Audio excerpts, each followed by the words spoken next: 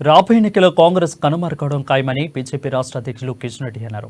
మహబూబ్నగర్ జిల్లా దేవరకద్ర నియోజకవర్గంలో రెండో రోజు విజయ సంకల్ప యాత్ర జరిగింది. దేశంలో గత ఎన్నికల్లో 40 సీట్లు దక్కించుకున్న ఆ పార్టీకి ఈసారి అవి కూడా రావని ఆయన జోస్యం చెప్పారు.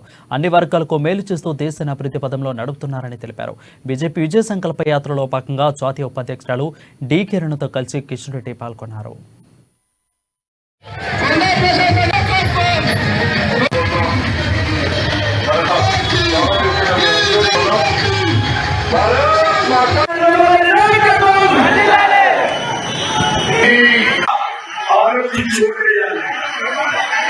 దేశంలో అన్ని వర్గాల ప్రజలు ఆమోదించేటువంటి నాయకుడు ఎవరు?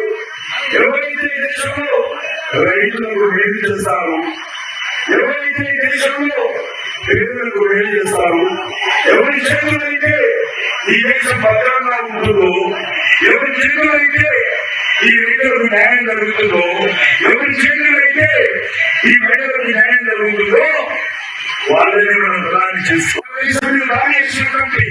హిందువులను రక్తం తగినటువంటి